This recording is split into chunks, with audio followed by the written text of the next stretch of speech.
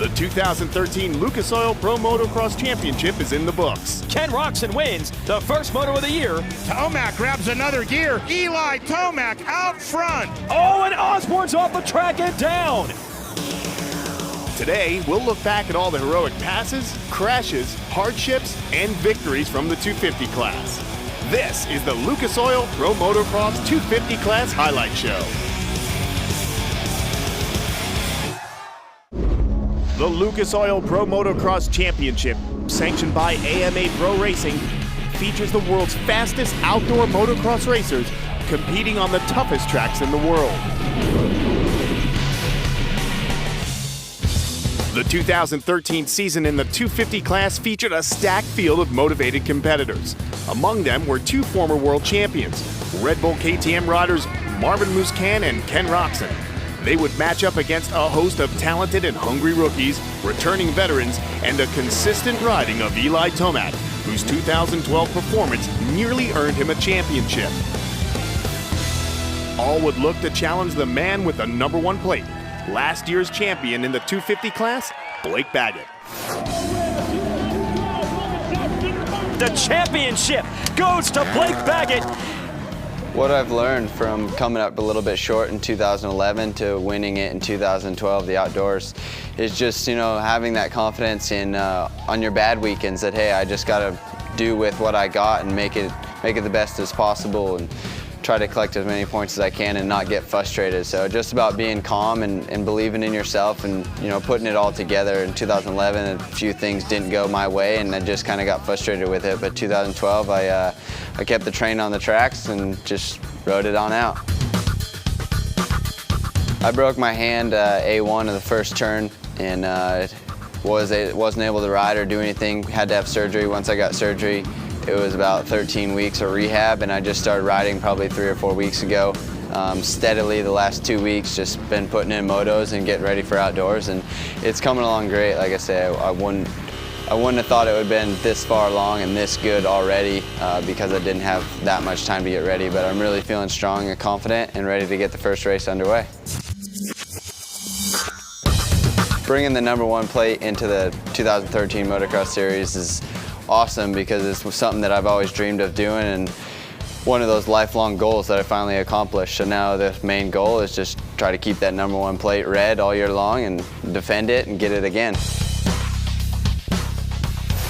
A repeat for Baggett would not come easy in 2013. He would line up against Red Bull KTM's Ken Roczen and Marvin Musquin and Geico Honda's Eli Tomac. Let's go racing at Hangtown. Looks like Baggett's going to try to get it done on the inside. Blake Baggett grabs the whole shot. The national champ is out front. Looks like the 25 of Musquin is starting to pressure Baggett early. Here comes Musquin. Side by side, it's a drag race. And Musquin has the lead. KTM is for real, folks. Well, let's see what Musquin can do with a clear track. As Musquin pulled away, Baggett quickly dropped back to 4th, getting passed by both Eli Tomac and Germany's Ken Roczen. Baggett takes him wide. Roczen squares it up and he comes back underneath it now. Ken Roczen has picked up a spot. Marvin Musquin led for 3 laps when his teammate Ken Roczen challenged for the lead. Oh, he's going for the lead. Trying to get around his teammate Musquin, and he does, just like that. What a pass! Right in front of everybody. Something changed in the last 2 laps for Roczen. He just attacked these guys, went by both, and opening up a gap. Ken Roczen will shoot the shot across the bow. Ken Roczen wins the first moto of the year here at Hangtown. With a commanding win in Moto 1, Roczen was ready to do it again in Moto 2. Now that is a hole shot, and it's not going to surprise anyone. Here of the reigning champ and Moto 1 winner, Ken Roczen, right away, straight back to the front of the pack here. Roczen's found some traction. Now trying to find an opening to get around Baggett. Oh, there he is around the outside. Ken Roczen is just on another level today. No challengers left for Ken Roczen. He wins Moto #1, and he's going to win Moto #2, and he's your overall winner for the day here at Hangtown, and that is his first career win in Lucas Oil Pro Motocross. The German has conquered round number 1 here in California. Time now to learn more about Red Bull KTM's rising star.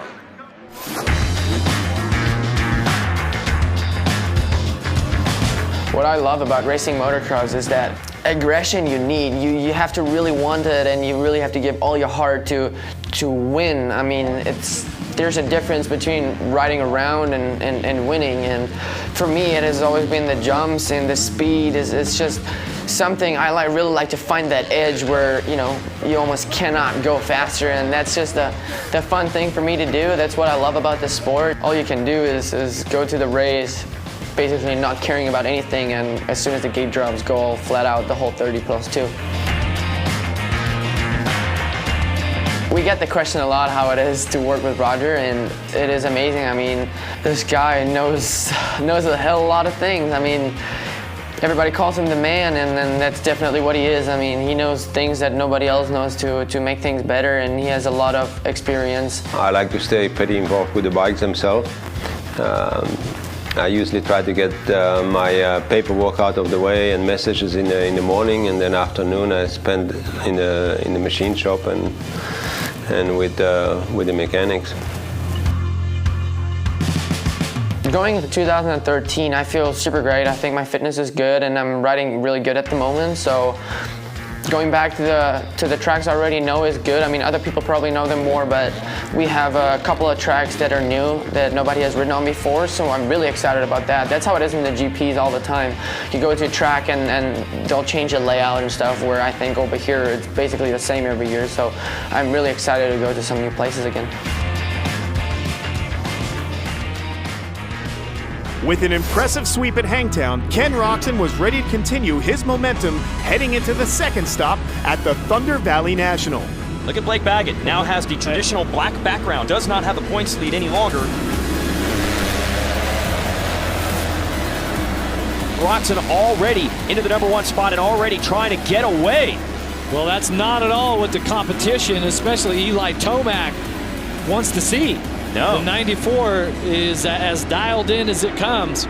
So right now, starting off strong, going to be important here for Tomac to get around his teammate if he wants to catch the rear wheel of Roczen and not let him get away. Geico Honda's Eli Tomac was fast in Moto 1. He trailed Roczen for nearly the entire race and made a valiant attempt to get around him on the final lap. Right here, could it come down to the last lap? White flag is out, and we've got a showdown here in Colorado. Tomac is the front end! Ken Roczen earned his 3rd consecutive moto win of the season, but despite coming up just short, the fans at Thunder Valley were proud of their Colorado native. 3 moto wins in 3 motos so far this year. Well done for the German on the Red Bull KTM. With Ken Roczen continuing to dominate, Geico Honda's Eli Tomac was getting more and more determined to fight his way onto the top spot. And with a good start off the line, Eli quickly moved himself into the lead. Tomac grabs another gear. He's going to try to go the long way around, and he's able to get the pass done. He moves into the number 1 spot, and Eli Tomac out front.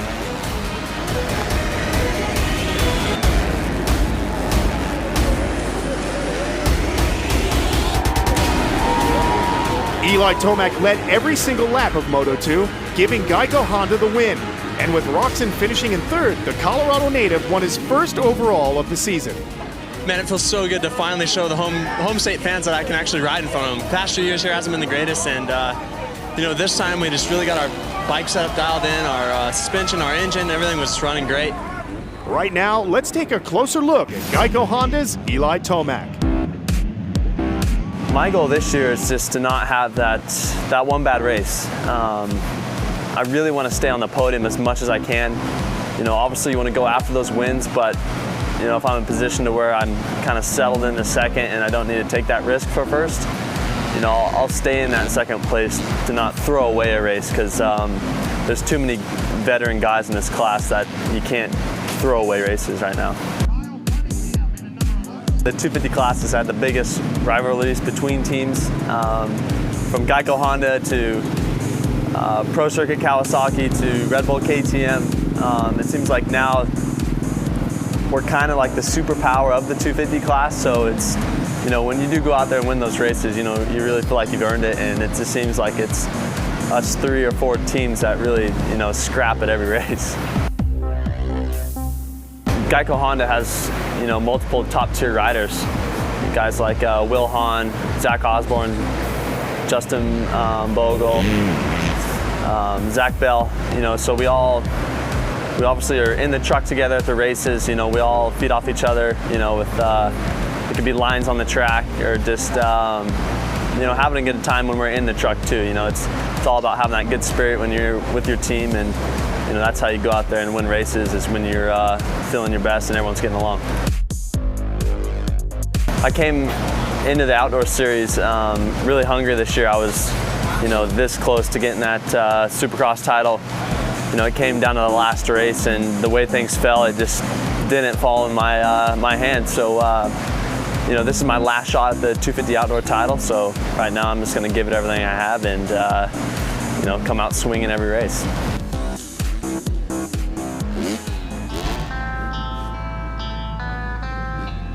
So many stories to follow in this loaded 250 class. We'll see how it goes once we drop the gate and go racing from Tennessee. With Eli Tomac trailing Ken Roczen by only 6 points in the series standings, they were both hungry for another win. But with a bad start for both of them in Moto 1, they were forced to play catch-up. Where is Eli Tomac? Where is Ken Roczen? I think Roczen's just behind that group, about 5th. Haven't seen Tomac yet. Look at Musquin sneaking up on the number 25, the orange bike on the inside. The kid, Cooper Webb, rookie, working the outside. The rookie, Cooper Webb, found himself leading the pack for the first time in his professional career. And he did his best to hold off the veteran, Ken Roczen. Roczen trying to get to the inside on Webb. Oh, wheel to wheel right there. Roczen gives him a little tap mid-turn as Cooper Webb just checked up a little bit. Roczen finally able to complete the pass. Webb's not going to give it up easily. I thought he could beat him back to the inside. So Roczen started about 5th. Took 5 minutes. He's now in the lead. And man, does he look comfortable on this track. Roczen led Moto 1 all the way to the checkered flag, with his KTM teammate Marvin Musquin finishing in 2nd. Eli Tomac battled the rookie Cooper Webb all the way to the final lap and finished in 4th place. That gave Eli all the inspiration he needed to step it up in Moto 2. Let's go racing from Muddy Creek.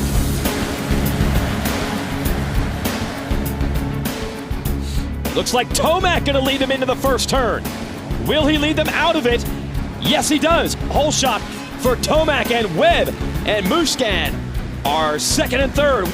Eli Tomac grabbed the early lead and never looked back. He led every lap of Moto 2 and took the top spot, finishing 4-1 on the day. Marvin Musquin came in 2nd, finishing 2-2 on the day, and Ken Roczen, who battled his way back from 10th place, finished 4th in Moto 2.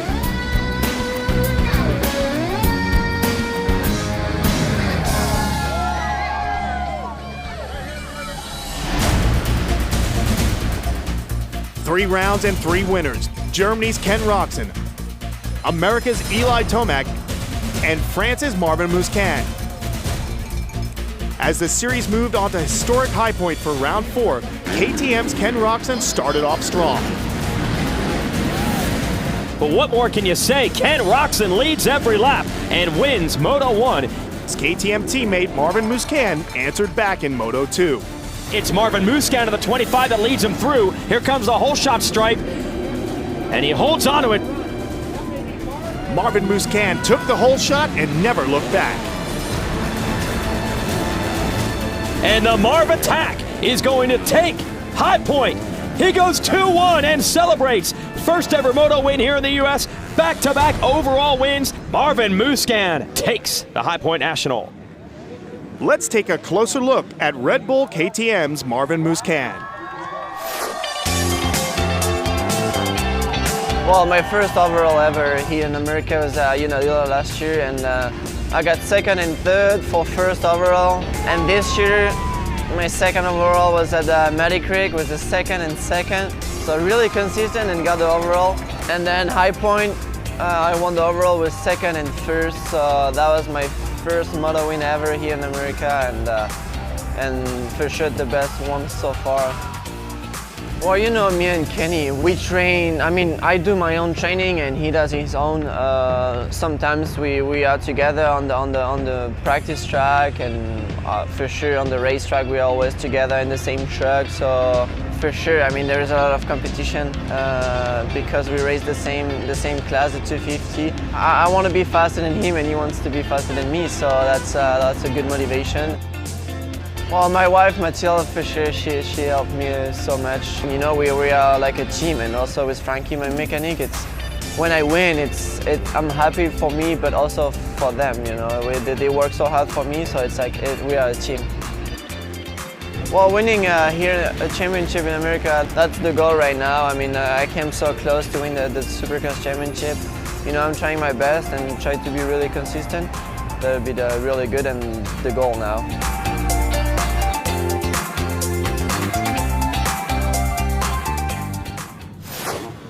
Round 5 of racing would take place in Mechanicsville, Maryland, the Red Bull Budds Creek National. Ready to drop the gate and drop the hammer on the first 250 moto of the day.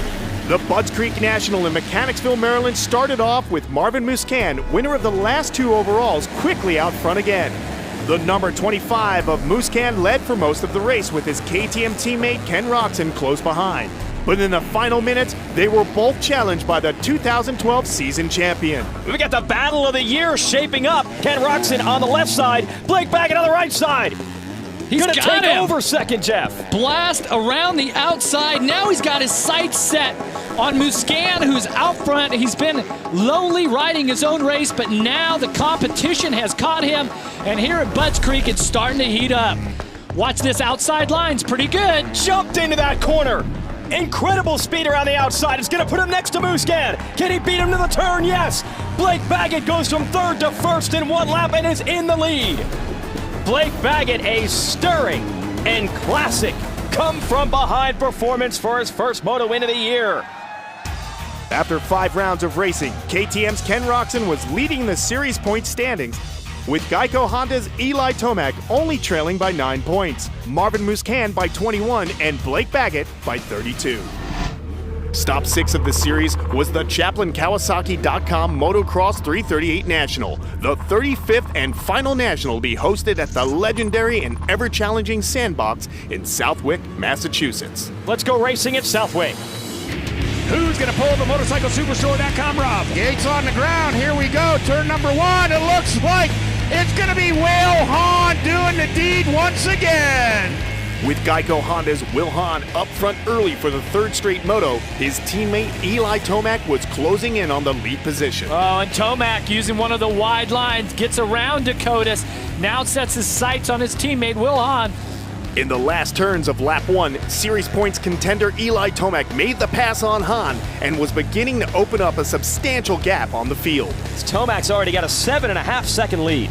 Struggling at the outset of Moto 1 was series points leader Ken Roczen, who started outside the top 10, forcing him to play catch-up. Roczen is now in the number 3 spot. He just got around Zach Osborne. They had a great battle for it. With less than 5 minutes on the clock, Roczen was chasing Blake Baggett for second when he would slide out in the sand. Roczen is down, swapped out slightly at the top of the hill. He's picking it up. He'll get it charted shortly. Doesn't lose a position, but Roczen went down. Finally, the pressure is off of Baggett. The number 17 Geico Honda would cruise to his 4th moto win of the season. Tomac marching away from the field, a 15-second lead, just appears unstoppable at Southwick today. Checkered flag out for Eli Tomac. Tomac takes the win. Ken Roczen and the rest of the 250 class riders lined up for the final national motocross race ever to take place in the sands of Southwick. And now fitting it is that a local native beats everyone to the punch in turn 1. Dakota's got there first. Ken Roczen's gonna beat him to the whole shot stripe. Where's Eli Tomac? In a reverse image of Moto 1, Ken Roczen was running up front with Eli Tomac chasing from outside the top 10. Tomac's got to try to make passes in bunches, while Roczen and Muscan try to get away up front. Tomac's workhorse speed was on display as he moved up 6 spots over the next 4 laps. Pretty impressive riding here for number 17. Eli Tomac laying it all on the line here. With his eyes on an overall for the day, Eli Tomac was battling hard with the number 21 Suzuki of Jason Anderson. Oh, Anderson shuts the door on him, squeezes him wide, but Tomac stays on the gas way around the outside. I can't believe Tomac got it stopped and he go off the track and he's going to try it again. The 17 works on the 21, and I think the 17 may have made the pass. No! Jason Anderson battles back. Contact. We're not at the airport right now. Now Tomac's driving hard outside. Everything these guys have, and Tomac takes over third. Wow. With Ken Roczen still running in the lead, Eli Tomac would pass his Geico Honda teammate Zach Osborne for the number 2 position. The 17 one more time, taking a run at his teammate. They come together, a lot of lapped riders. 17 makes the pass. Tomac moves into second. Pretty solid ride here by Ken Roczen. He got the whole shot, checked out, ran some of the fastest laps by the time Tomac got into second. The number 94 KTM of Ken Roczen would cross the finish line first in Moto 2, proving he was back to form. The winner, number 94, Ken Roczen. With his 3-1 on the day, Ken Roczen would take second overall, maintaining his series points lead, but falling back 2 points to the Southwick overall winner, Eli Tomac. Now just 7 points behind, Tomac would continue his charge for the red number plate as the series entered the 4th of July weekend race at the historic Red Bull Red Bud National.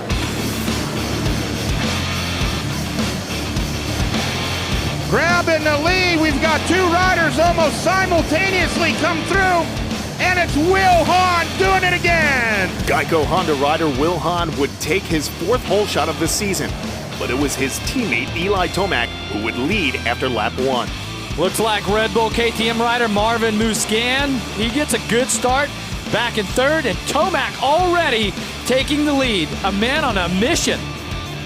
Just behind the moto leader, a cluster of riders would persist in a battle that spanned several laps.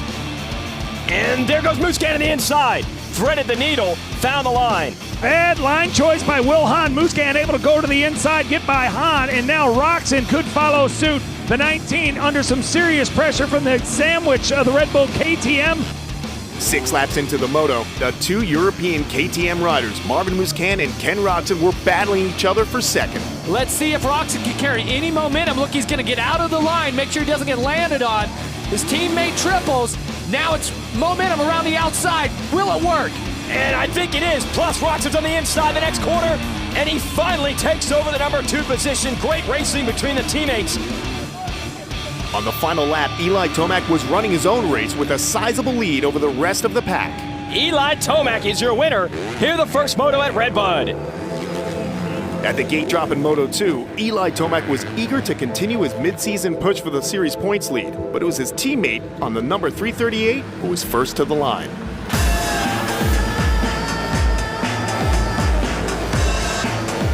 And here comes the 77 of Jeremy Martin. Martin works the outside. It's the Geico Honda, I believe, of Zach Osborne out front. 3 laps in, Ken Roczen would take the lead while Tomac was looking for a line around Zach Osborne. Tomac starts to panic a bit. Look at the line selection. He's working on his teammate. He sees Ken Roczen, who he had in his sights a moment ago, and lurch. Just as he had him there, Roczen makes the pass, and here... Oh, Tomac down! Both of the teammates are on top of each other, the Geico Hondas. Just after making the move into second, Tomac's fall would allow 6 riders to pass, putting him behind the 8 ball in his series shootout with race leader Ken Roczen. At the midpoint of the race, Tomac was running in 5th, behind teammate Justin Bogle. Tomac, he's got the 338 of Osborne now behind him, so that should put Tomac into the number 5 spot. Tomac to the inside, taking a chance. Makes it stick. Late in the moto, Marvin Musquin was riding in second when he nosedived into a rut. Oh, Musquin goes down. Martin getting it by him, and that is Eli Tomac. His comeback, he's now up to 3rd. Tomac continued his charge for the front, hot on the wheel of Jeremy Martin with 6 minutes left on the clock. Tomac is all over the back of the 77, and Tomac's going to try to come up the inside of him. Jeremy Martin goes to the outside, looks over. Guess what, Jeremy? That's not a lapper. That's the number 17 of Eli Tomac. Tomac's push in the second half of Moto2 was strong, but he finished 7 seconds shy of Red Bull KTM's Ken Roczen. Ken Roczen is going to turn the momentum back in his favor and wins the overall here at Redbud. Right now, let's take a closer look at the hotly contested battle developing between the number 17 Geico Honda and the series points leader, Ken Roczen. Yeah, me and Eli, we know each other for a long time already. He raced the 85 World Championship back in Europe, and that's when we started knowing each other. But we used to stay together at Carmichael's Ranch and rode together there, and we were pretty good friends. And now we're racing together again, and we're rivals and big competitors. Yeah, this year for Supercross, it was us battling it out. Luckily, I got the crown. It's really tight in between us. There's some races where he's probably stronger than me and faster, but I think there are races where I did better than he did, and that's just how it is. Not every weekend is the same, and people make mistakes, and from now on it's about being smart, and you still have to hammer down. It's not about just getting on the podium, it's about who's going to win and who's going to be in front of each other. We have a pretty big gap to the third guy, so it's just me and him for right now. I'm not going to give up, and I know he's super strong, but I think I can definitely do some damage, and I won that outer championship really bad, so it'd be awesome to get Supercross and outdoor titles in the same year. For 2014, I still have a KTM contract, and I'm actually really excited to be hopping on the 450 bike. I know since I've ridden it that it's a really good bike, and I can really handle it pretty good. And I think I'll improve year after year, and of course next year riding the big bikes. It's going to be my first year again, but I think I can do some damage.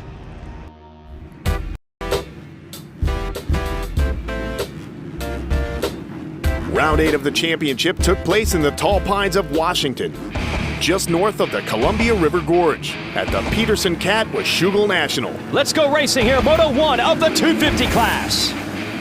Justin Bogle, 34 with the hole shot. One of the Geico Hondas has leapt out front. Justin Bogle took the early lead in Moto 1, with series points leader Ken Roczen stuck mid-pack off the line.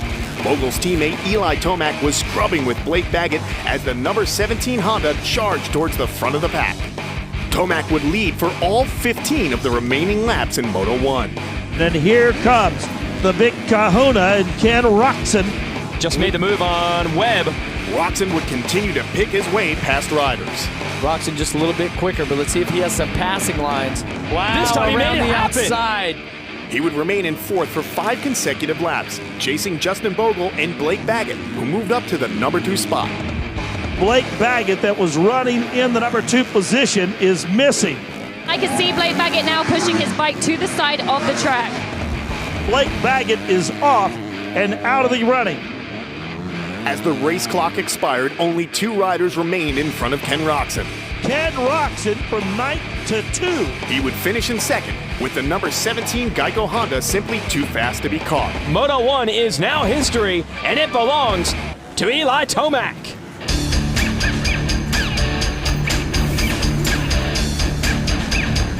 A bunch of Geico Hondas off the line together, and it's going to be Will Hahn with another hole shot. He's had a ton of them this year. Tomac now moves into second around his teammate Osborne. That's Tomac on 17. Eli Tomac would continue to display strong riding, taking the lead by the exit of lap 1. What a move Tomac has over the Red Bull triple, and then just puts the power to the ground and gaps his teammate by a couple of bike links. 1 lap later, series points leader Ken Roczen was also looking to pass the number 34 of Justin Bogle. Eli Tomac up front with Ken Roczen in the number 2 spot. Who will come out on top? It's the battle we've been waiting for. Tomac would steadily expand his gap over the field, closing out Moto 1 20 seconds ahead of the second place KTM of Ken Roczen. I no longer see Ken Roczen in sight. Tomac has got the momentum and got the confidence. He's going to win Moto 1 and Moto 2 here at Washougal. Eli Tomac is your winner. After 8 rounds of racing, the point standings in the 250 class were extremely tight. Eli Tomac's 1-1 overall win at Washougal brought him within 1 point of the leader, Ken Roczen, with Marvin Musquin trailing by 58 points and Blake Baggett 96 points back. Round 9 of racing would travel to Millville, Minnesota, home to brothers Alex and Jeremy Martin. Motocross has been a part of my life, ever since I was born, just because the track was right there and that's where I grew up. It influenced me quite a bit. I mean, we got a national caliber track in our backyard. I grew up racing my whole life, so I know a few tricks. The special trick may be the fact that we got about 10, 15 years of extra practice on the track. That's definitely an advantage. Having my brother, be in the pro ranks for a couple years before me helped out quite a bit because, as he was going through that and I was getting towards the end of my amateur career, I was able to watch him grow and to see him make mistakes and then learn from them. I've been here for a little bit longer than him, but it's fun to, to have him there at the track and we go out to eat dinner and stuff like that. My most memorable moment would probably be Redbud. I had my best overall finisher. I got 3rd overall, first career outdoor podium, so it was a great day. I'd say probably the biggest advice my brother's ever given me was mainly just to worry about myself, and focus on me and do my deal and don't worry about what everyone else is doing. You have to take your time and put your work in during the week and then it'll pay off eventually.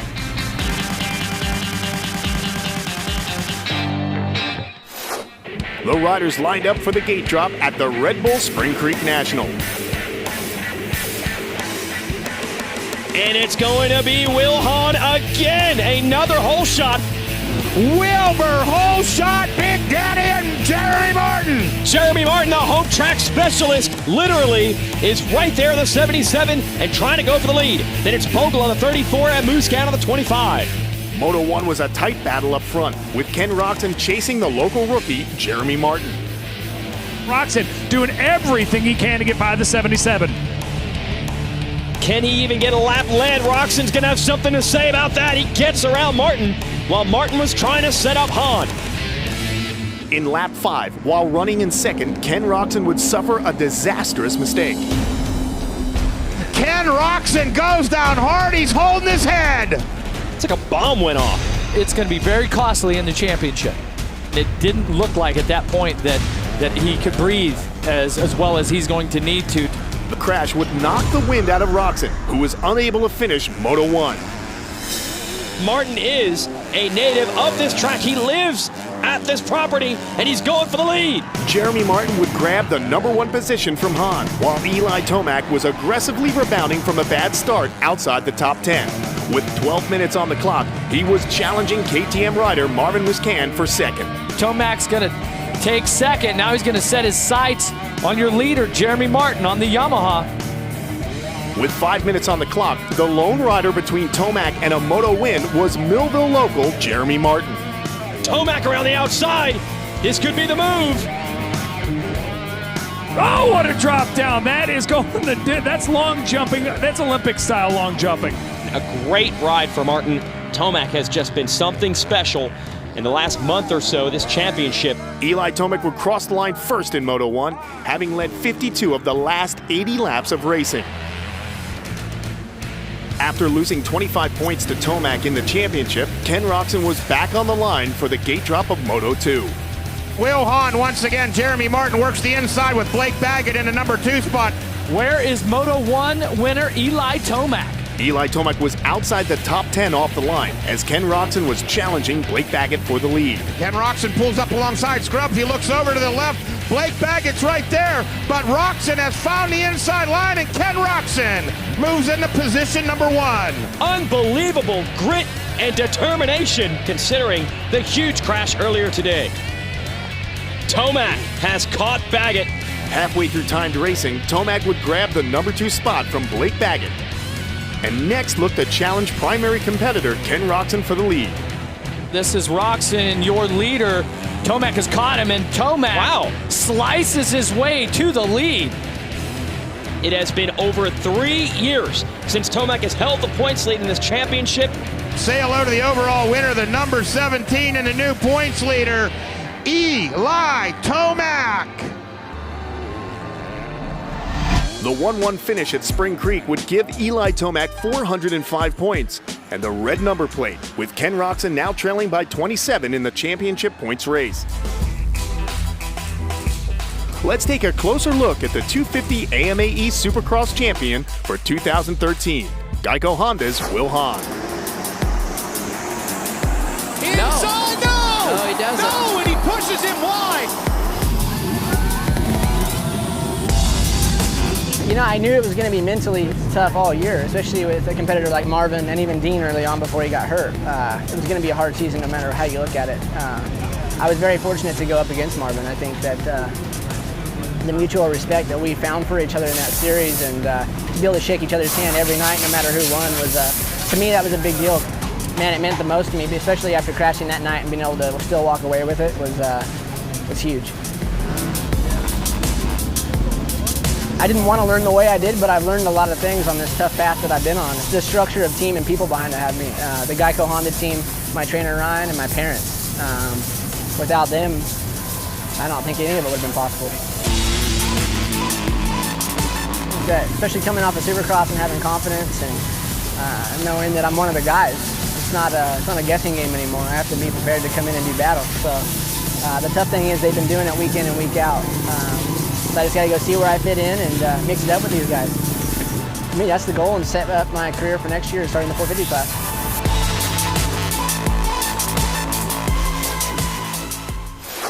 New Berlin, New York played host to round 10 of the championship, the Built Ford Tough Unadilla National. It's time to get it on! Gates on the ground. Here we go. Turn number 1. And no surprise, it's Will Hahn again with the Motorcycle Superstore.com hole shot. 10 minutes into Moto 1, and the racing was tight in the top 4 positions, with Will Hahn leading Jeremy Martin, Ken Roczen, and Eli Tomac. That's the outside line that Martin used to get around Hahn, and Tomac's going to use it to get around Roczen. And now go after Hahn on the sky shot. Martin just as strong today, proving here the phenomenal run he had at his home track at Millville 2 weeks ago. That wasn't a one-hit wonder at his home soil. Halfway through the race, Jeremy Martin on the number 77 Yamaha was doing his best to hold back points leader, Eli Tomac.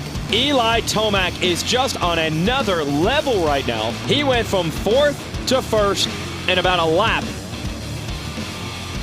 As Tomac was moving up positions, Ken Roczen was dropping back, falling to a 5th place finish in Moto 1 as Tomac crossed the checkered flag.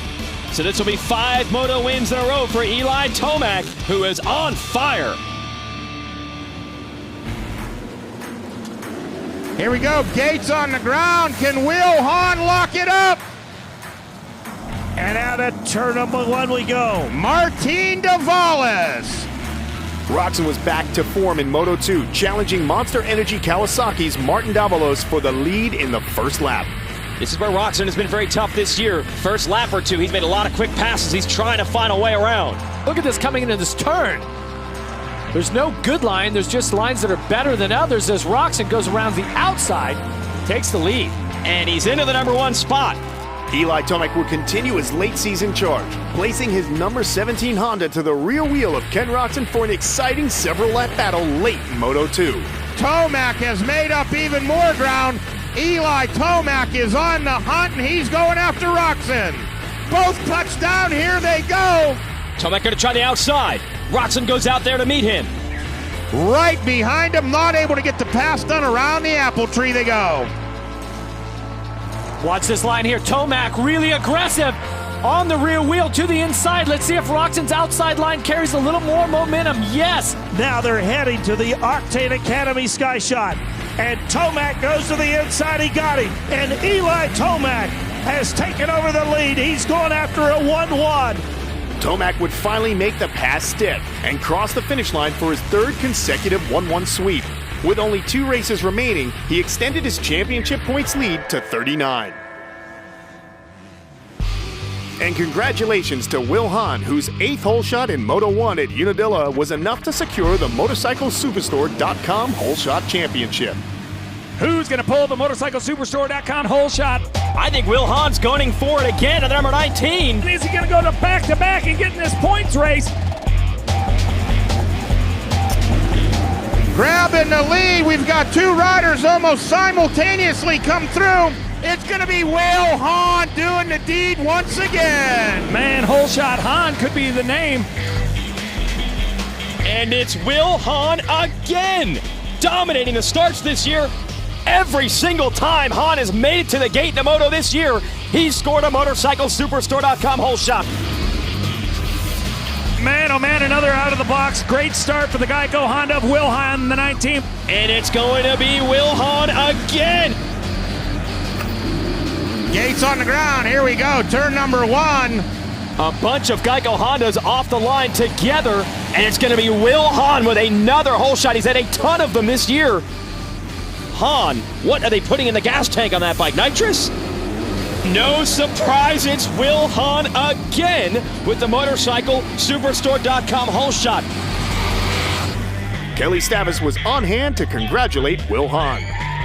8 hole shots was enough for Will Holshot Hahn. He did just get presented with this check for $15,000. And for Will, coming off of an injury, you didn't get to ride the full season. This must be a pretty sweet consolation prize. Yeah, to wrap it up early like this is it's a pretty cool feeling. I wish it was more than for just hole shots. I want to be up here for a title, but to any guy can give back to the team for finishing the series late and everything like that. The whole Geico squad, my mechanic Sean, my trainer Ryan, Skull Candy Replay, Metro Honda back home. I have a lot of great people behind me, and without them, it wouldn't be possible. Great plan. Congratulations, Will. Miller Motorsports Park just outside Salt Lake City, Utah played host to the first national motocross race in the state in nearly 40 years, the Built Ford Tough Utah National. But it's going to be one of the Kawasaki's coming up the inside. Martin Davalis takes the hole shot. Look who's coming, the 17 of Eli Tomac. Look at Tomac work this outside, stays on the gas. He just moves his teammate out of the way. Barely over that step up, and he takes the lead. As Tomac was overtaking the lead, championship points contender Ken Roczen was sitting outside the top 10. If he loses too many more points to Tomac could potentially wrap up the 250 National Championship today. Roczen would not manage to land a podium position in Moto 1, finishing behind rookie Adam Cianciarillo, 2012 champion Blake Baggett, and 2013 points leader Eli Tomac. 7 straight moto victories for him, and 8 in the last 9 for the kid from Colorado. A very special Moto 2 would be in store for Eli Tomac as he took to the line for the gate drop. Justin Bogle in 34 beats everyone to the first turn and out of it. He has got the MotorcycleSuperstore.com hole shot. Red Bull KTM rider Ken Roczen would take the lead in lap 7 and race wheel to wheel with Eli Tomac for the rest of timed racing. Here we go. Roczen going to try to make it work around the outside. And he does. Tomac's going to try to carry a lot of speed checks up underneath. They're in a back and forth section, and Eli Tomac has taken over the lead, but Roczen runs into the side of him.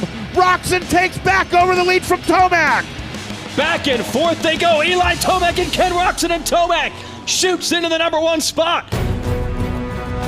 With about 2.5 laps to go, it's the stretch run. They passed each other 2 or 3 times in one section. Now is that the pass that sticks for Tomac? On the final lap of racing in Utah, Blake Baggett was pressuring Roczen for second. If the 2012 champion could successfully pass Roczen, Eli Tomac would have enough points to secure the 2013 title. Baggett has a drive up on Roczen, and Baggett tries to go the long way, squares it up. Oh, he went over the track markers. Got to be careful of that. Will they have to make a judgment call? They come together. Roczen trying to get defensive. Baggett gets the double, and Baggett takes over second. Checkered flag is out for Eli Tomac. It was a photo finish as Tomac crossed the line with another 1-1. A drag race down the line, side by side. And Blake Baggett has helped Eli Tomac bring home the number 1 plate. Kelly Stavis caught up with the astonished 2013 champion of the 250 class. Eli Tomac, unbelievable. You are now the champion in a last-minute move. Man, I don't even know what to say. Seems like, yeah, all I had to do was make my way to the front, and I was kind of peeking behind me in the last lap there, like, man, where are they at, where are they at? Blake came around the finish line. I was like, man, I thought it was a tie. I had no idea. So, man, what can I say? Crazy. A big congratulations to Eli Tomac, the 250 class winner for the 2013 season of the Lucas Oil Pro Motocross Championship. 3 years ago, Geico Honda's Eli Tomac began his career with a victory in his first race. It was 25 races until Tomac won again. The early success and subsequent struggles toughened Eli for the challenges ahead. He was always a podium contender, but never the main man as Trey Canard, Dean Wilson, and Blake Baggett earned titles.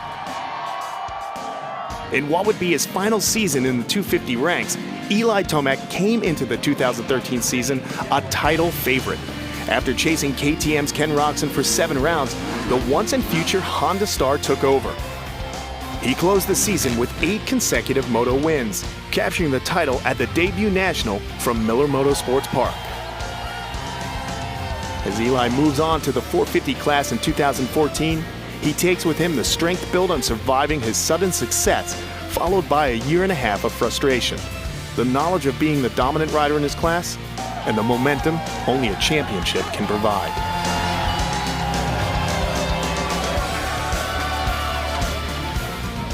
AMA Director of Pro Relations Kevin Crother presented Eli Tomac with the coveted #1 plate. Eli, congratulations to you and your team, not only in a great season here at Motocross, but a great year so far for you in being able to get this championship. On behalf of the AMA and MX Sports, it gives me great pleasure to present you the 2013 Lucas Oil Pro Motocross Championship, sanctioned by AMA Pro Racing, 250 Championship #1 plate. Congratulations.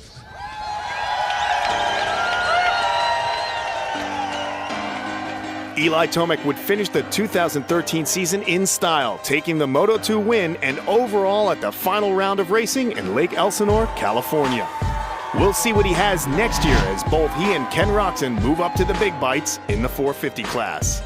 The final standings in the 250 class look like this. Champion Eli Tomac finished with 552 points. Former world champions Ken Roczen and Marvin Musquin trailed by 59 and 141 points. Blake Baggett and Zach Osborne rounded out the top 5. The 2013 Lucas Oil Pro Motocross Championship is in the books.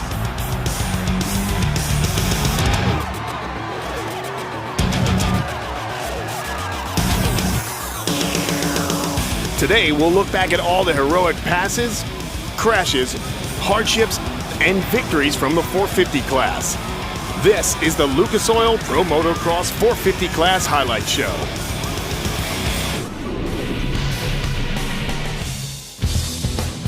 At the opening round in Hangtown, former champions Chad Reed, James Stewart, and Ryan Villapoto, fresh off a 3rd consecutive Supercross championship, were all ready to challenge the man with the #1 plate. 2012 Lucas Oil Pro Motocross champion, Ryan Dungey.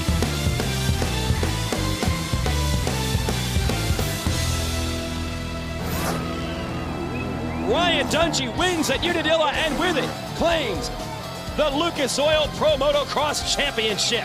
To win that 2nd championship in the outdoors for the 2nd time was, for me, was very satisfying, you know, but on another level, it was also better than the first one, I feel, just because it, you know, that first one was great, but the second one, just starting with a new team, KTM, you know, new bike and everything, and what we all had, kind of the challenge, you know, I think even Roger would tell you, it was kind of that thing that nobody said that we could do it.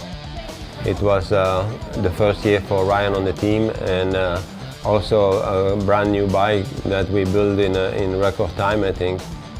From the time we signed on to the bike being brand new, having to start from scratch really, and working our way through settings and getting good baseline settings for the outdoors was tough. You know, I mean, it's very challenging, but with the right group of people, I feel like we made good progress right away. You know, and then obviously just clicking off through the whole season. You know, we started off with a couple seconds, was able to get our first win in the outdoors by Lakewood, and then was able to carry that through the whole season and wrapped it up in Unadilla. For me, myself, it was truly one of the most special ones because you know, they'd never won before in the US. I don't think they'd even won a race yet in the main class. So it really, really was special. You know, it was awesome to win, but it's past now. You know, we need to look at the next objective, and it's it's a good feeling, but for me that's already past, you know. It just goes to show if someone's committed and they put their full effort forward, it's amazing what you can do. It really is. All the people over in Austria and all the guys on the team and so many people working so hard to make this the #1 machine, you know, and as with myself, trying to put it on top. So, you know, another championship, you know, ending 10 wins of the season, definitely very happy with it. So just try to carry that forward.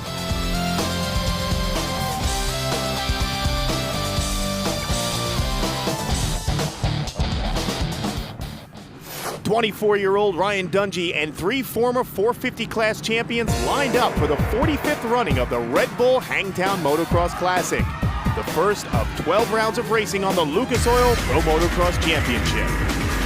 Gates on the ground. It looks like it's the 7 of James Stewart out front. After missing an entire season in 2012 due to injury, Monster Energy Kawasaki's Ryan Villopoto would take the lead early in lap 1. Villopoto takes him wide, and Villopoto has moved into the #1 ride. And by lap 4, Ryan Dungey was applying pressure to the #7 of James Stewart. A couple of mistakes here from Stewart going up and then back down that hill, allowing Dungey to close in. Dungey's got some good lines right through here. He's going to go to the inside, put the challenge to Stewart. Here the crowd come to life. Ryan Dungey for the #2 spot. Dungey rode well in Moto 1, but there was no catching the 2011 champ, Ryan Villopoto. And just like we said last year for James Stewart, welcome back to Motocross. Welcome back to Victory Lane.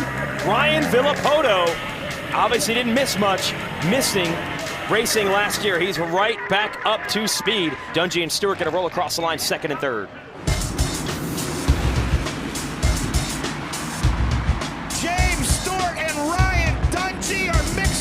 James Stewart began Moto 2 in similar fashion to the first, grabbing the motorcycle superstore hole shot. It's back and forth. Sometimes it's the battle for the lead, sometimes it's the battle for second.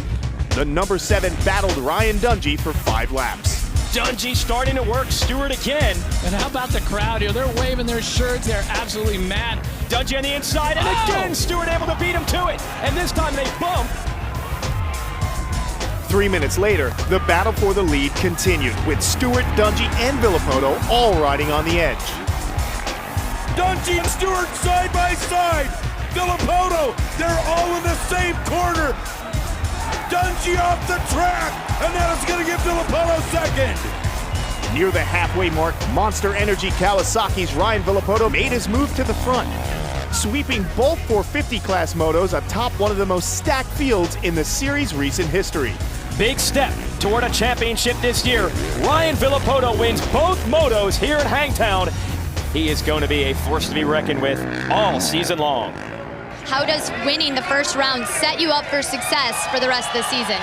You know, I never had the greatest of rides here at Hangtown, so I feel really, you know, really good, really confident with how short the testing was getting here. So it's only up from here, I think, you know, with the bike and things like that. So we're making good progress. The top 5 in Moto 2 were a mirror image of Moto 1. Villopoto, Dungey, and Stewart, the top 3, with Trey Kennard in 4th and Justin Barcia, the rookie, in the 450 class, finishing in 5th. Picturesque Lakewood, Colorado hosted stop 2 of the Lucas Oil Pro Motocross Championship, the Rockwell Watch's Thunder Valley National. It's the 51 of Barcia, followed by Ryan Dungey, Villopoto, and working the inside the ice tray, Trey Kennard. On the outside of the track, the #1 of Ryan Dungey trying to pull up alongside of Barcia. Look at Villopoto trying to make a move already. And Dungey able to close the door back on Villopoto. Oh, look at Villopoto down on the inside. Still second away from Dungey. Early attack from Villopoto. If you're Ryan Dungey, you have to go now. Oh! Villopoto makes a mistake. With that error by Villopoto, Ryan Dungey moved back into the 2nd place position and chased Justin Barcia for the lead. Halfway through timed racing, the top 3 were within 1 second of each other. Oh, Villopoto was right there. Now Dungey knows he's got to worry about 3rd as much as he can worry about going after the lead. Villopoto wants it right now. Here he goes on the outside. Wow. That line didn't hold up. brave. Oh, there goes Dungey out of the inside. Oh. And the hole just opened, and Dungey took advantage, and he's into the number 1 spot. With 9 minutes on the clock, Ryan Villopoto was making short work of Justin Barcia to move into second place. Looks like the number 2 is starting to make his move on Barcia. Villopoto gets around Bam Bam. The number 2 then set his sights on Dungey for the lead. Ryan Villopoto has taken second from Justin Barcia, and now he wants Ryan Dungey for the lead. Here he goes, and Villopoto has the lead for the first time in this moto. On the final lap, Monster Energy Kawasaki's Ryan Villopoto had a comfortable 6-second lead. Once again, Ryan Villopoto takes the checkered flag. It's rough. It's really rough. You know, I made some pretty big mistakes out there. You know, we'll try to keep it going for next moto.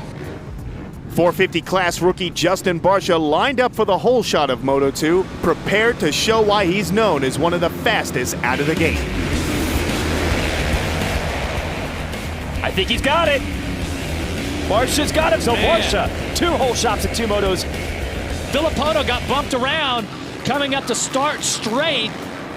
And somehow Villopoto has quickly gotten by Dungey and is now putting the attack on the 800. Side by side they are. I didn't think that was even a line to make a pass, and somehow Villopoto made it. With 3 consecutive 4th place finishes, Honda Muscle Milk's Trey Kennard was in second and doing his best to hold off Ryan Villopoto. He seems to be comfortable, though, no matter where he needs to go. He just squared up Kennard outside the inside, landed on the rear wheel, got a drive, and took over second. But Kennard, not going to make it happen easy. Right now, he's got his sights set on your leader, Justin Barcia.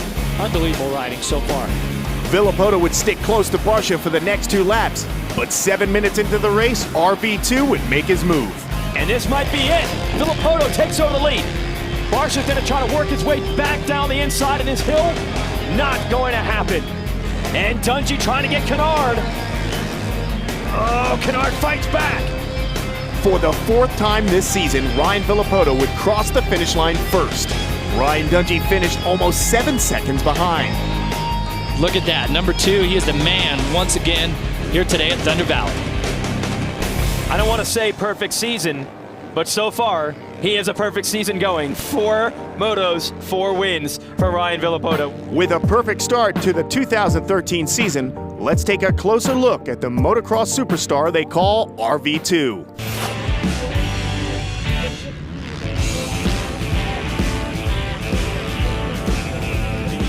I feel the pressure of winning a championship. I mean, I missed last year's season, so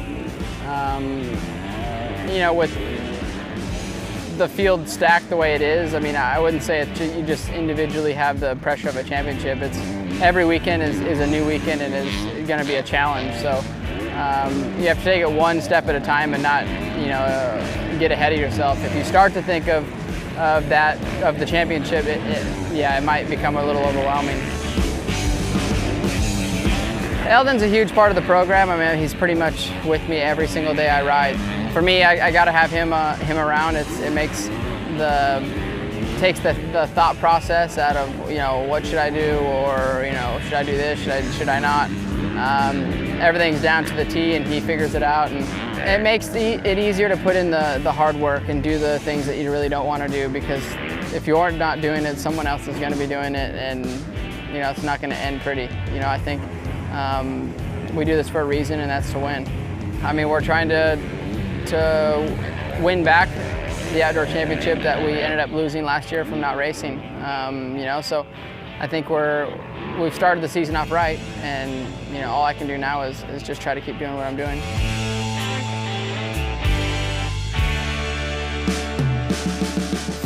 Making its grand debut to Lucas Oil Pro Motocross, Muddy Creek Raceway in Bristol, Tennessee hosted Round 3, the Built for Tough Tennessee National. Let's go racing at Muddy Creek. And the first hole shot ever at this track is going to go to Ryan Villopoto. It's Villopoto on the 2, then the 51 of Justin Barcia, the 800 Mike Alessi, then the red 41 is Trey Kennard. After a rough start outside the top 10, KTM's Ryan Dungey was picking off riders and making a push for the front. With 20 minutes on the clock, he was battling Yoshimura Suzuki rider James Stewart for a podium position.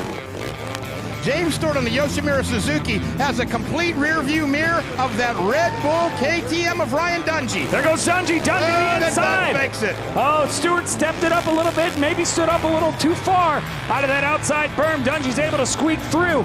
Dungey would hold on to the third place spot.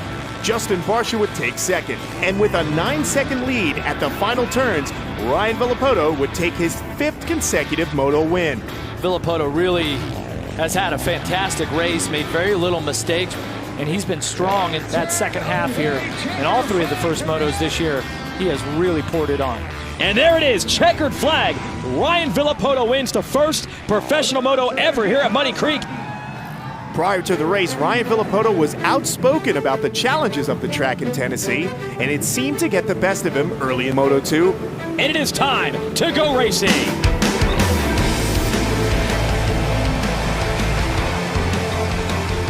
Villopoto's going to try to do it again, but it's Barcia on the inside, the red number 51, and he has the shot. And Jason, there was a massive pileup on the inside of the first turn. Wow, that is a yard sale. Nicoletti, Rattray, Sipes. Multiple riders that were in the top 10 in Moto 1.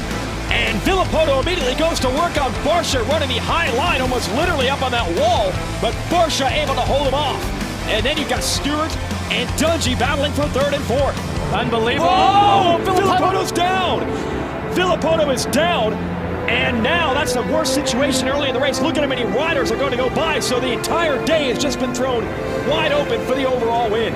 The lap 1 crash dropped Villopoto deep into the pack, forcing him to make his way through the field. With just 6 minutes on the clock, 2012 champion Ryan Dungey was challenging Muscle Milk Honda rider Justin Barcia for the lead. Both were looking for their first win of the season. There he goes to the outside. And once again, Barcia able to cover it. Now into the rollers. The crowd comes to life as Dungey is able to get the lead from Barcia. But Barcia's on the inside, this next left-hand corner, and he takes it back.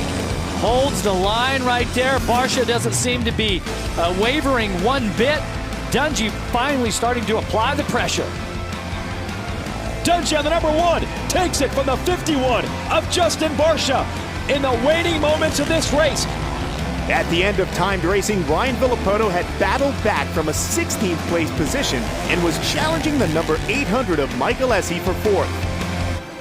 When he's on the gas, he does some serious damage, but he's had to use it to overcome far too many mistakes this time. And if you're Villopoto, you know the Canard, he's just about 6 seconds ahead. So now he gets by Alessi.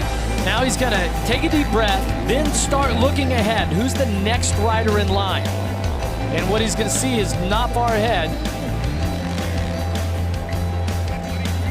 Dungey has been here, done that, and he is your winner here at the first ever Tennessee National. As Red Bull KTM rider Ryan Dungey reached the checkered flag, RV2 would make a final run for a podium position. And where is Canard? There he is, and Villopoto's right on him. We got a duel to the finish. It's going to be for the podium in this moto. Look at Villopoto bombing the inside. Whoa, and he's got a lap rider. And that's going to allow Canard to hold him off. Critical junction right here, finish line, and Canard holds off. Villopoto for 3rd in the moto. And Villopoto, that crash early, comes back for 4th. The Moto 2 win would give Ryan Dungey his first overall of the 2013 season. Justin Barcia was close behind with a 2-2, and Ryan Villopoto would finish 3rd overall on the day. With 3 races complete, Ryan Dungey sat just 10 points back in the season-long points race. Round 4 of the Lucas Oil Pro Motocross Championship shaped up as a great day of racing at the historic High Point Raceway in Mount Morris. Gates on the ground, here we go. It looks like Villopoto's trying to establish dominance. Villopoto and Barcia banging bars through the entrance of turn 1, and they're going to give it to Barcia. And just like that, a mistake hands it over to Villopoto. Wow, Barcia so good off of the starts, but Villopoto, once again, he wastes no time. Charge right to the front of the pack. And look at the gap already. 8 minutes into the race, Ryan Dungey was moving up and battling the number 28 of Tyler Rattray for 3rd. Dungey, here he is trying to run down the 28. Dungey trying to outside line. Is he going to try to go over the wide, take the long line around? Now watch. So there's a jump on the inside there, a jump on the outside on the right. Wow. He made that look easy. At the halfway point, 2012 champion Ryan Dungey was right on the tail of the number 51 of Justin Barcia in second. Dungey has caught Barcia just like that. Here's that line. Dungey edges him out. We didn't know if there'd be enough time in this moto for Dungey to track Barcia down, and he did it. On the final lap, the number 2 of Ryan Villopoto was more than 16 seconds ahead of Ryan Dungey. Whatever Villopoto did in this moto, he did it right. He wins big. Moto 1 here at the Geico High Point National. James Stewart was forced to drop out of Moto 1 after getting hit in the face by a rock. His start in Moto 2 proved he was not deterred. Dungey leads them into the corner, but it's going to be Josh Grant, number 33, the blue Yamaha, going to lead them out. Dungey to the lead, Stewart second, Grant pushed back to third. No sign of Villopoto, and now Stewart to the lead. Woo! 10 minutes into the moto, the two Ryans were in an intense battle for second, with James Stewart not far ahead. This is the battle that everyone wanted to see. Three of the big guns of the 450 class going at it. Ryan Villopoto, Ryan Dungey, Villopoto to the inside, and puts the wheels in front of Dungey, the same line he used to get Grant. Dungey tries to get him back, can't find the traction. Well, and Villopoto just riding with a little bit more intensity. Whoa. Oh, right there, catches his left foot and left foot peg on one of those deep ruts. And still goes to the inside. Gonna take the lead anyway. Now Stewart's got the inside. Can he battle back? Stewart would hold off RV2 for another half a lap before succumbing to another DNF, this time due to mechanical troubles. What happened to Stewart? Stewart goes past the mechanics area and lost all of his drive. Is that a mechanical problem or what? I'm not sure what happened to Stewart. So just like that, Villopoto's in the lead. On the final lap, Ryan Villopoto led Ryan Dungey by more than 9 seconds. The last 10, 12 minutes of this thing, Villopoto has just had something no one else can answer with. Dungey really had no answer for Villopoto in this moto. Checkered flag is out. Ryan Villopoto goes 1-1 at High Point. Wow. Re-establishing himself as the man in this series after Dungey got the win last week. When we return, we'll continue with the 450 class at the Budds Creek National. Don't go anywhere.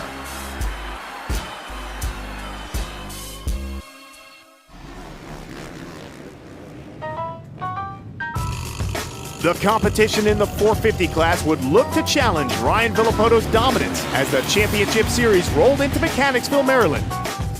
Looks like Dungey Villopoto trying to get that start, but it's going to be Micah Lessie drag racing up to the top. And here goes Dungey on the number 1, Red Bull KTM. He gets past the 800. And where did Villopoto come from? On the green number 2, he goes past both of them. Unbelievable. Villopoto is at a huge advantage now by being ultra aggressive off of the start. He wasn't there in the first turn, but through that, he used his racing instincts past 2 riders at once for the lead. 2 minutes into Moto 1, 2012 champion Ryan Dungey was applying pressure to the number 800 of Mike Alessi in second. Here's Dungey still working on Alessi to try to get into the number 2 position. Dungey get to the inside and try to take second place away, and he makes it happen. Well, once again, using the inside line through there.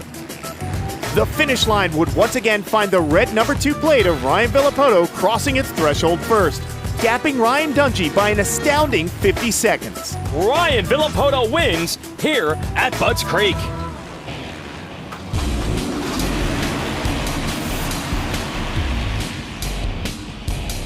And Alessi, 800 on the white bike. Looks like he has another good start. Dungey is right there with him on the number 1. It's the same 3 riders, basically in the same position. Now let's see, where is Villopoto? Villopoto trapped back outside the top 10. Off the start, the points leader was outside the top 10, but RV2 would begin to pick his way to the front of the pack. Sandwich in between the Stewart brothers is Filippoto. And there is no running room for him right now. In fact, Malcolm Stewart to the inside. Bam! Takes a spot away from Filippoto. Very aggressive, but look, Filippoto back. He's a little ragged. Tried to take the position back. Oh, and he slams Malcolm back. Woo! What a pass by Filippoto to get the 32 back. Now he's got to work on his brother, James Stewart. Filippoto has a pretty good lead. But, oh, and Stewart has to check up just a little bit, and Filippoto goes by. And Filippoto makes the pass stick on Reed. That should put him into the number 5 spot. Over the next 3 laps, Ryan Filippoto would pass Justin Brayton, Andrew Short, and Mike Alessi to bring him into the number 2 spot. Ryan Filippoto just working his way past traffic with so much confidence. He's so aggressive. He does not wait.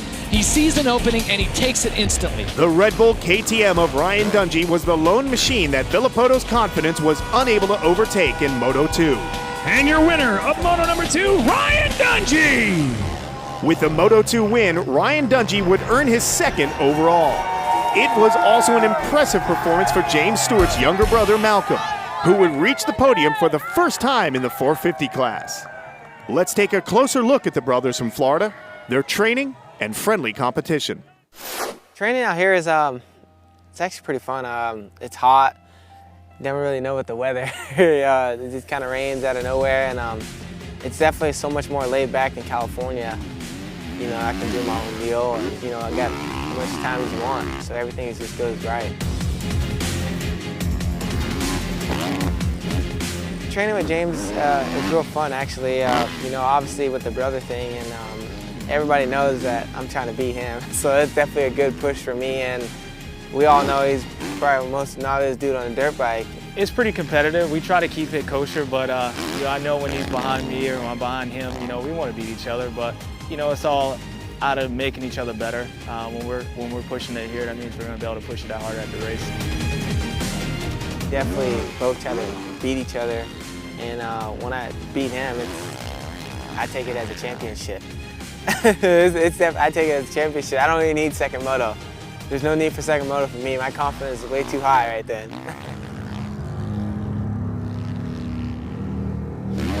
Probably the most annoying thing he does here is go fast. You know, we're matching each other's lap time. Well, I'm still faster, but so I give myself credit. But he'll drop it down 207s, and I have to drop it down 205s, and it's kind of annoying. But you know, like I said, it pushes us, so it's cool.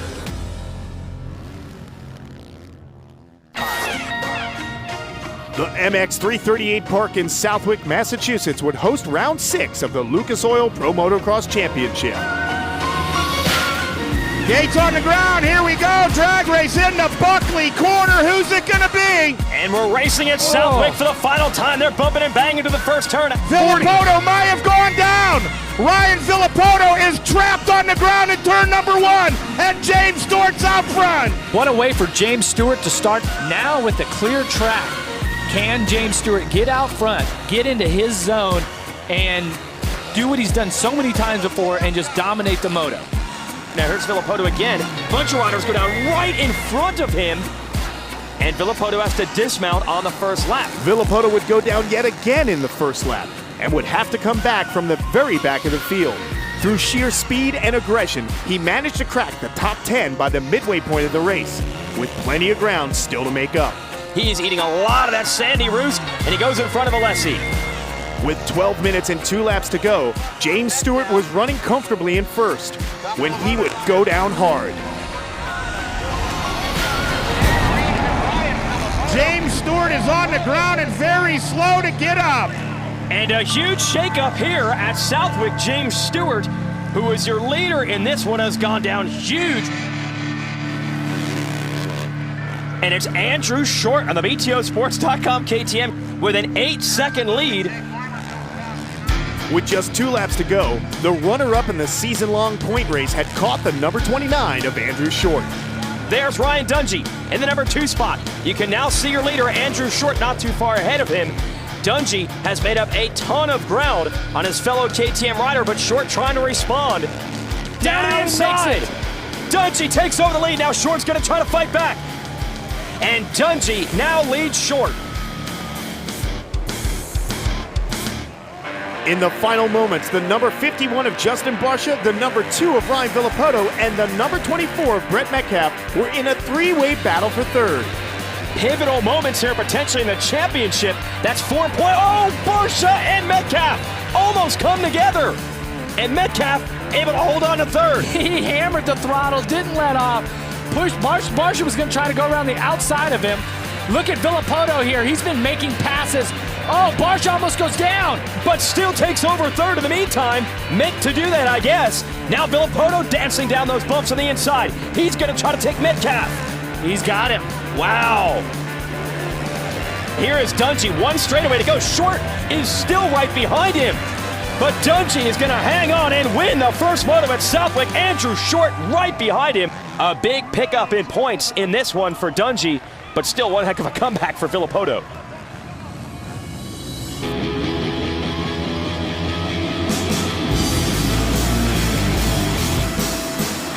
Looks like it's going to be Ryan Villapoto and Ryan Dungey running 1 and 2. Villapoto would hold his early lead all the way to the checkered flag, with the number 1 of Ryan Dungey close behind to capture the overall win for the day.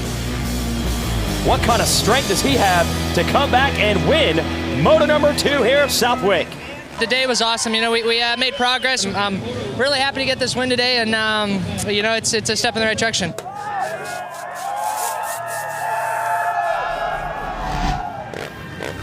The historic 40th running of the Red Bull Redbud National in Buchanan, Michigan would prove to be a pivotal race in the 450 class. Gates on the ground, here we go, heading into turn number 1. Looks like it's gonna go to Josh Grant. Villapoto got off to an uncharacteristic bad start. Dungey's in a strong position right now. Where's your points leader? Yeah. Where's Ryan Villapoto, number 2 with the red plate? Still don't see him. There he is. I'd say that's outside the top 10 on the green bike with the red number 2. Picks off a couple of positions. Villapoto moved up the pack in short order, passing Dungey and Kennard on lap 3 and overtaking the lead on the following lap. Ryan Villapoto goes past Ryan Dungey, and Villapoto now picks up third. Here they come up behind the backside, and Ryan Villapoto goes racing past the number 41 of Trey Kennard. Now the next corner is going to be a right, so Grant's on the inside. Look at the lead from Villapoto. Big drive around the outside, and you're right, Jeff, same spot he passed Dungey, takes the lead from Grant. With just 2 minutes of timed racing to go, Ryan Dungey was running in second when he would incur a damaging blow to his championship hopes. This is a rare moment. Ryan Dungey off the side of the track. Dungey is pushing his bike, and this is a disaster. 12 points is the gap between Villapoto and Dungey right now. 25 points on the line in each race. Tragic for the number 1 of Dungey. This could be the afternoon for the number 2 of Villapoto.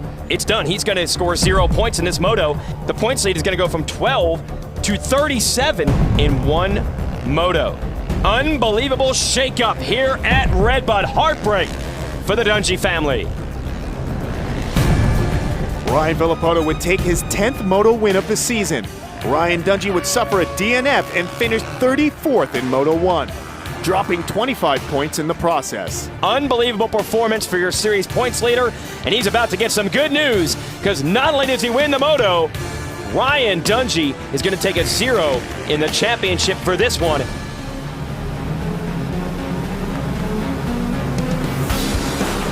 Gates on the ground, drag race into turn number 1. James Stewart picks up the whole shot. How about James Stewart leading here? Has his best run in a while, and he's trying to pull away.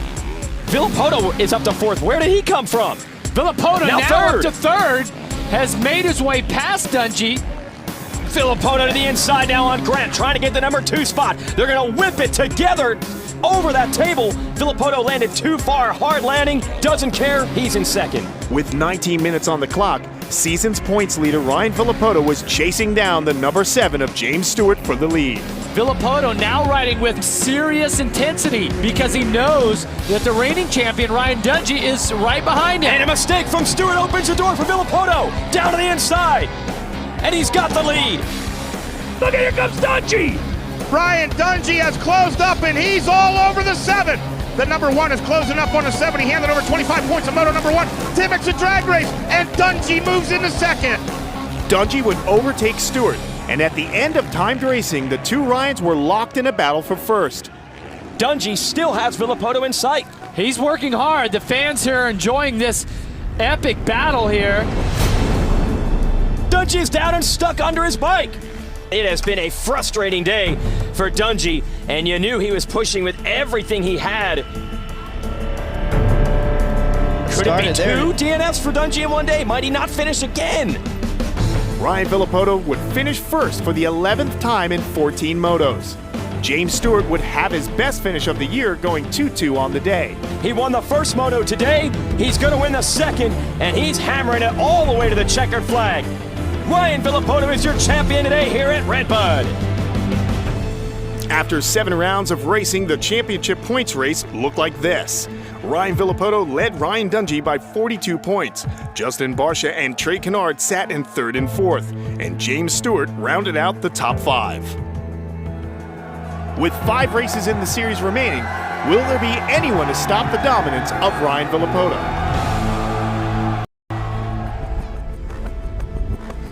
Round 8 of the championship in Washougal, Washington began with controversy. As the riders took to the line, a green laser light was flashed into the goggle lens of point leader Ryan Villopoto. Without Mike Alessi's knowledge, the culprit was brother and Team Moto Concepts Racing crew member Jeff Alessi. The team was fined, Jeff and his father suffered suspension, and all of the points earned by the number 800 in Washougal would be rescinded.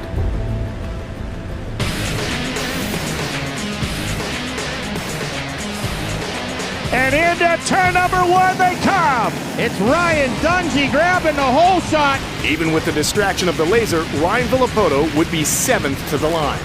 In the second lap, Villopoto was aggressively approaching a rear wheel of James Stewart. Where did Villopoto even come from?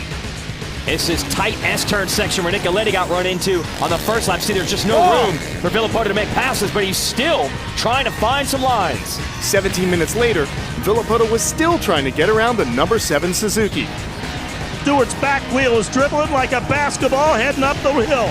Watch it as he goes left and right. Villopoto goes wide to the outside. And out of nowhere, Ryan Villopoto has struck.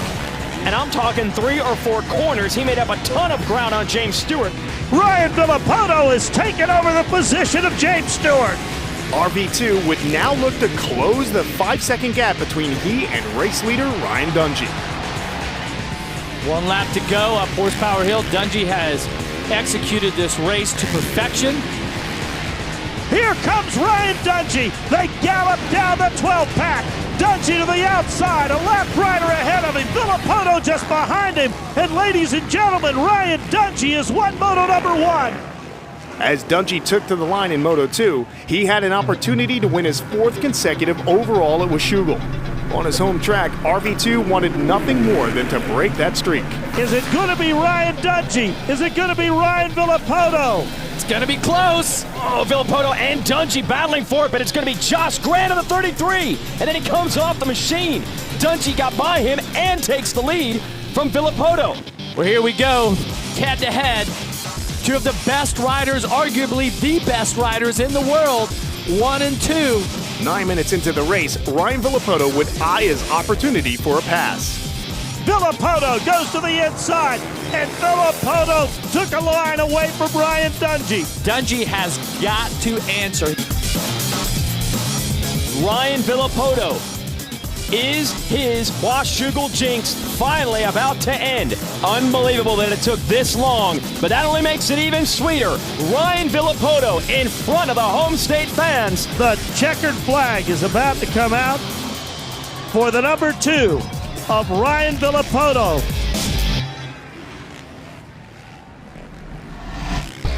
Villopoto led the championship points race by 42 points as the series traveled to Minnesota for the Red Bull Spring Creek National. Barcia on the 51 and his teammate Kennard on the 41. Barcia gets to MotorcycleSuperstore.com whole shot. What a pileup! What a pileup in turn number 1! RV2 would escape the early pileup in lap 1, but just a few turns later made a disastrous slip-up. Oh, Villopoto is down and down hard.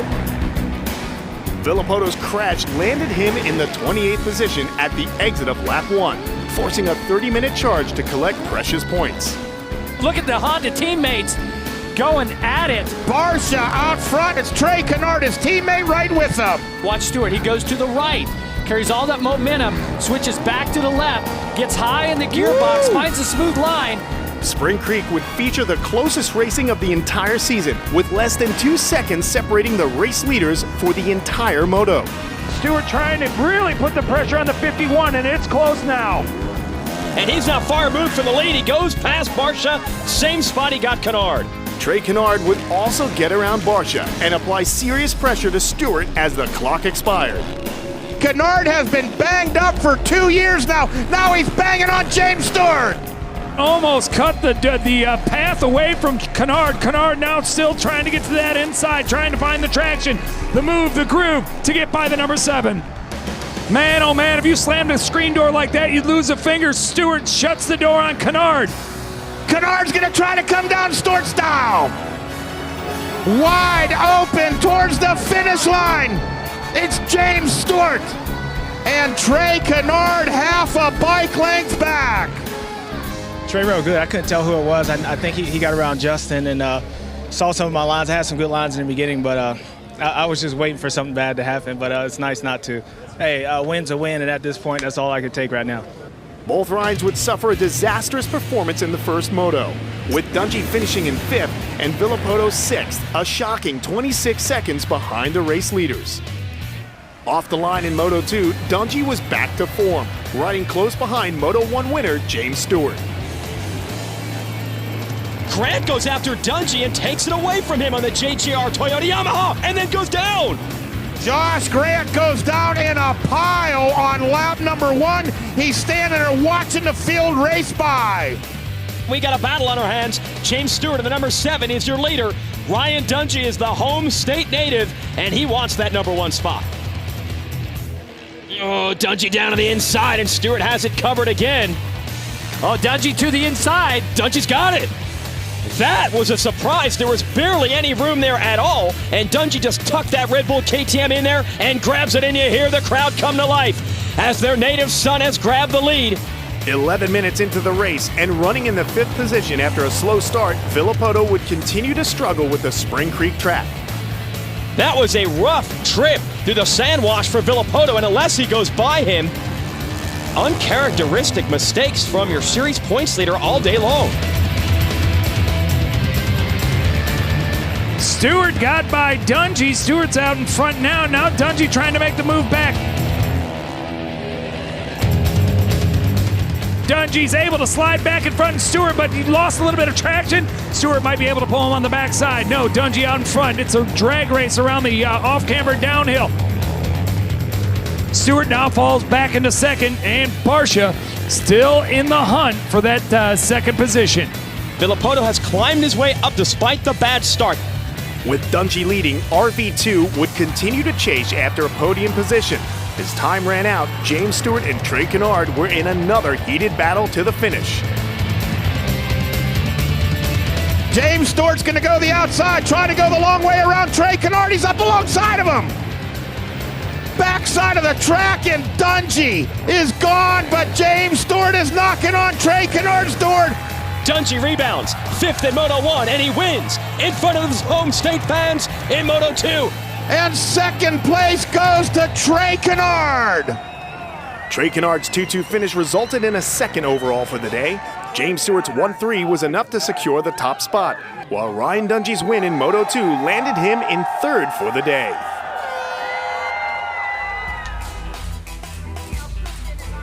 New Berlin, New York played host to round 10 of the championship, the Built Ford Tough Unadilla National. It's time to get it on! Here we go again, coming into turn number 1. Looks like Villopoto's trying to grab a hole shot. Ryan Villopoto took the early lead with Dungey right behind. After James Stewart grabbed the 3rd spot in lap 1, the podium was determined, with all 3 maintaining their positions to the checkered flag. As the gate drops, It's time to go racing Unadilla. Villapoto grabs the hole shot, and we had carnage in turn 1. Ryan Villapoto secured both hole shots in Unadilla and was on his way to another moto sweep. As Villapoto took the checkers, Ryan Dungey was challenging Jake Weimer for the final podium position. Dungey tries to go onto the inside. Weimer goes to the outside, and Weimer finishes third. Dungey finishes fourth in a tremendous battle. It's always fun to win, and you got to keep it fun when you're down, you know. So, you know, the crowd's unreal here. You know, it feels good to be standing here with 2 rounds to go. Miller Motorsports Park, just outside of Salt Lake City, Utah, played host to the first national motocross race in the state in nearly 40 years. Gates on the ground. Here we go up into turn number 1. Justin Brayton on the number 10. It's got Villapoto to his left. I think Villapoto might have edged him out, and he did. With Ryan Villapoto carrying a 44-point lead into round 11, the number 1 KTM of Ryan Dungey knew the urgent need to make the moves for the front. Factory Honda against factory KTM, and Ryan Dungey moves into second. No challengers to Villapoto, who has moved away from the field over the last couple of races. Wire to wire, Ryan Villapoto. Well, he's in the history books for one thing. First ever moto winner here at Miller Motorsports Park in motocross. Can Dungey do anything with Villapoto? Can he prevent the championship from being wrapped up? Sipes steals the whole shot, but look at your points leader, Ryan Villapoto. He is fast and he is focused. He knows what he has to do here in this moto. And your reigning champion, Ryan Dungey, number 1, now with a much better start. Villapoto streaks past Ryan Sipes. Oh, and looks like Sipes made a mistake, and Dungey goes by. The focus is on the Ryans. This is a desperate time for Dungey. He's got to keep Villapoto in sight. Dungey starts to see the championship slip from his fingers. He's got to move quickly. Villapoto really putting the hammer down and opening up the gap over Dungey. 4.1 second lead. Ryan Villapoto would extend that lead lap upon lap, and as the race clock expired, he would cruise to another moto sweep and the 2013 Motocross Championship in the 450 class. This one is big in the history books. Ryan Villapoto is the 2013 Outdoor Motocross National Champ. A big congratulations to Ryan Villapoto. AMA Director of Pro Relations Kevin Crather presented Ryan Villapoto with the honored number 1 plate. Congratulations, Ryan, and to you and your team on another great season. It gives me great pleasure to present you with the 2013 Lucas Oil Pro Motocross Championship, sanctioned by AMA Pro Racing, 450 number 1 plate. Congratulations, Ryan. Thank you. Thank you. Kelly Stavis caught up with the 2013 champion of the 450 class. Ryan, congratulations to you. If you had any nerves at all, it didn't show. A near perfect way to clinch this championship. Yeah, it's unbelievable, you know, to get it a race early, get it done a race early, and you know, go to Elsinore with you know, no pressure. It feels really good, and couldn't thank everybody at Monster Energy Kawasaki. It takes a great team to do what we've done, and can't thank all those guys enough. This championship puts you on the all-time list, tied with Jeremy McGrath for championship, second only to Ricky Carmichael. What does it mean to you to have your name with those legends? It's unbelievable. Those are some pretty big names, and I always looked up to MC growing up. So, you know, it's pretty cool to have his number or take his number and do well with it. And you know, it's been an unreal year, and you know, hopefully we can you know, just keep it going. Congratulations. Thank you. Ryan Villapoto would finish the 2013 season in style, sweeping both motos at the final round of racing in Lake Elsinore, California. Here's a look at the final championship standings in the 450 class. Ryan Villapoto finished the season with 563 points, 56 ahead of Ryan Dungey. Justin Barsha finished a respectable third in his rookie season on the big bikes, with Trey Kennard taking fourth and James Stewart rounding out the top 5. It was Stewart, however, who would claim the title in the MotorcycleSuperstore.com Whole Shot Championship. Let's go racing. Who's going to pull the MotorcycleSuperstore.com Whole Shot? Gates on the ground. It looks like it's the 7 of James Stewart out front. James Stewart picking off where he left off.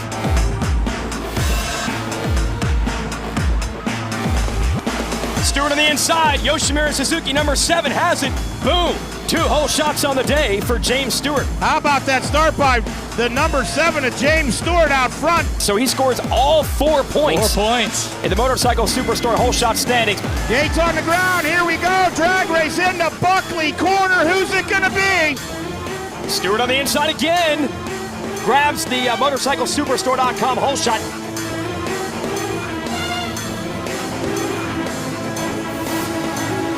James Stewart on the number 7, Yoshimura Suzuki, is going to beat everyone to the hole shot strike. James Stewart picks up the hole shot. Oh yeah, that's number 7, James Stewart, with the Motorcycle Superstore Hole Shot Award. Riders down right out of the gate. And it's going to be James Stewart, number 7, with the hole shot.